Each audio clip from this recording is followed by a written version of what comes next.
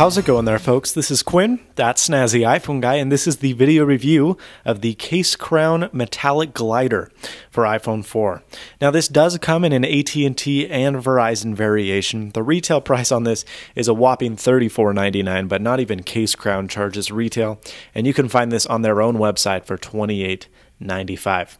Now, one of the reasons I've really liked CaseCrown in the past is they make stellar products for a very, very inexpensive price, usually much less than $28.95. So when I saw the Metallic Glider, I was a little bit skeptical. I wondered if they could pull it off and still have their brand name and quality behind that, but also get away with charging a little bit more, and I do think that they're able to do so.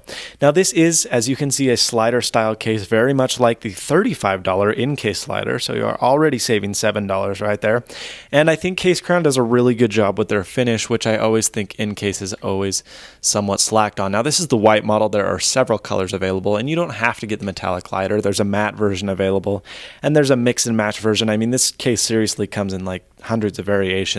I just went with the very sleek and basic white, and that's why I kind of like CaseCrown, is they're just executive, they're very minimalist style, but you also do get great protection from their cases as well, and the Metallic Glider is certainly no exception. So you can see it's called the Metallic Glider because it's glossy, it has a glossy finish, unlike the matte finish on the regular glider. You are going to get a cutout for your flash and camera. On the back, you're going to see a felt lining, which is nice because as this is a slider style case, it will protect your phone while it's in the case, but also while you're sliding it in, because slider cases are notorious, especially in case, for scratching your actual phone, thusly defeating the purpose of a case. So you just get those on, you slide it in, and you're able to get the case on right there. So as you can see, it's very basic, very sleek.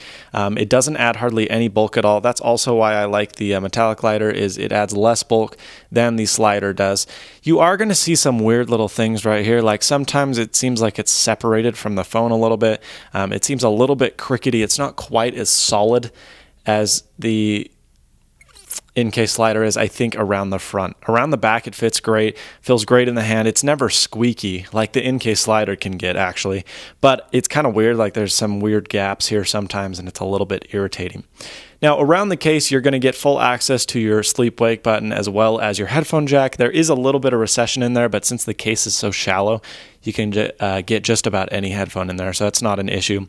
You're going to see a weird little lanyard strap. That's so if you want to put it on like a lanyard or you want something to dangle off of that, you can do so. I prefer not to.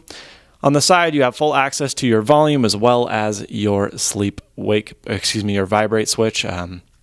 Again, full access here. It's fully exposed. It's pretty shallow, but you still are going to be protected from that because it does raise over the top of the buttons. And then down here on the bottom, you're going to find access to your microphone, your speakerphone, as well as your 30-pin dock connector.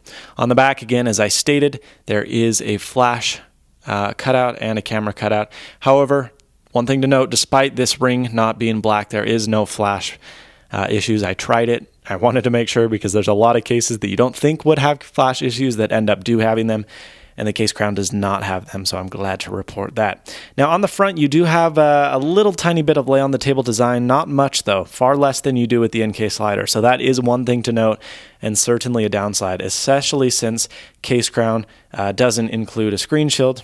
I shouldn't really accuse because neither does in-case, but in-case does have that lay-on-the-table design, whereas this is rather scant. So, other than that, though, it's a great case. It's very, very plain, very sleek, but very executive, and it looks really awesome, and it's held up marvelously in durability. I keep coming back to this case because it does offer drop protection. I mean, it is a beefier case, but it also isn't so thick that it's uncomfortable. It's actually one of the thinnest sliders I've ever seen, and I think it is the thinnest slider I've ever seen. It doesn't add a whole lot of bulk at all, but it does offer that superior slider protection. I'm a great fan. I recommend it highly, especially over that of the in-case slider. Despite its downsides, despite no lay-on-the-table design, it is a good product, and I recommend that you check it out if you're interested in getting a very minimalist style case for your iPhone 4.